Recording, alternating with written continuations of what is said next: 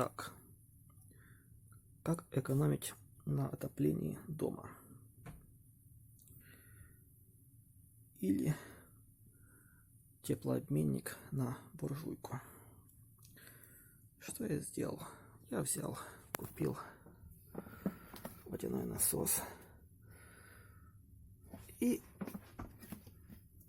вот такой вот сделал ввод. Это трубка из нержавейки гофрированная. Она заходит в буржуйку.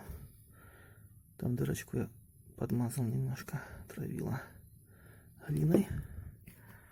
Дальше она по спирали идет по трубе и поднимается вверх. Ушло 11 метров. Вот этой вот трубки. Вот она выходит. Тут все замазано и ходит вверх сюда. Вот пошло.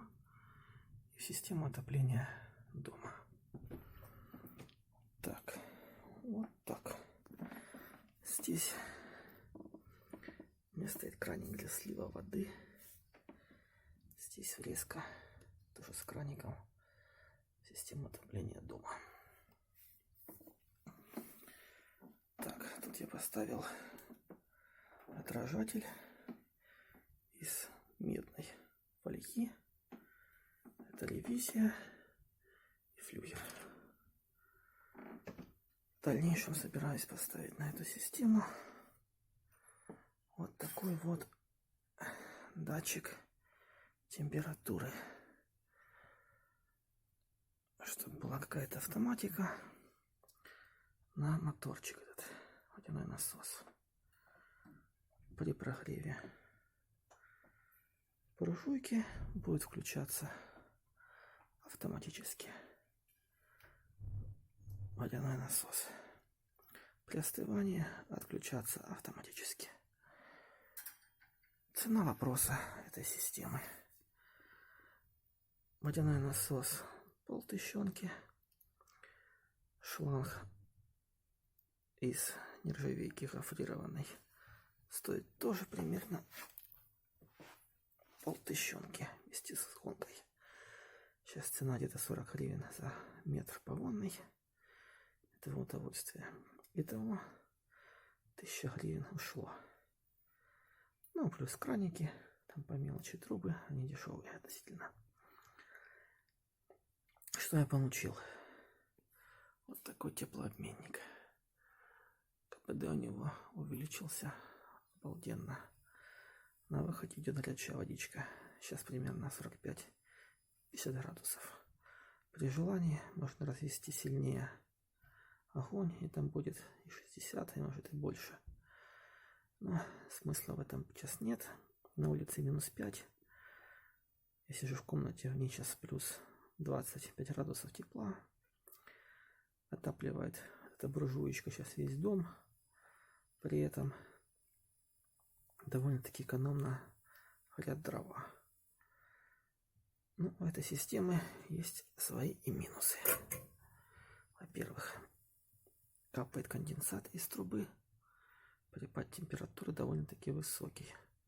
Пока система не прогреется, потому что на входе водичка холодненькая идет. В трубе кипяточек там идет. Воздух нагревается обалденно.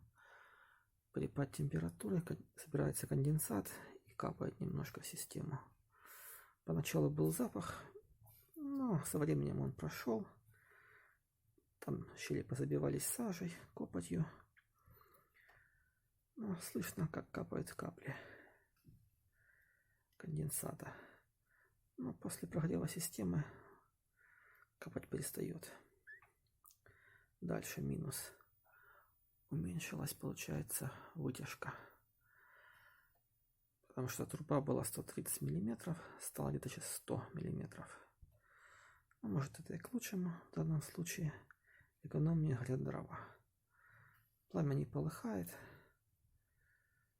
И все работает чудесно. При желании такой теплообменничек можно поставить на любой камин, печку и отапливать больше помещения, чем у меня. Сейчас где-то отапливается дом площадью 80 квадратных метров. Температура где-то в доме сейчас градусов 20. Но в доме есть и обычный газовый котел. Прогорают дрова, включается автоматика на котле, и все, горит газ. Экономия будет существенна, потому что сейчас в данный момент времени дорожает газ, цена будет расти, как обещают чиновники. А дрова — это самый дешевый вид топлива на данный момент. Такой же, в принципе, теплообменничек можно поставить как дополнительную систему на газовый котел. И тогда, по идее, меньше тепла будет вылетать в трубу, больше будет оставаться у вас в доме. КПД вашего котла вырастет. То есть меньше будете валить газа для отапливания дома. В принципе, я оставлю свои координаты. Ссылки в описании. Все, спасибо за внимание. Оставляйте свои комментарии, ставьте лайки. Всего доброго.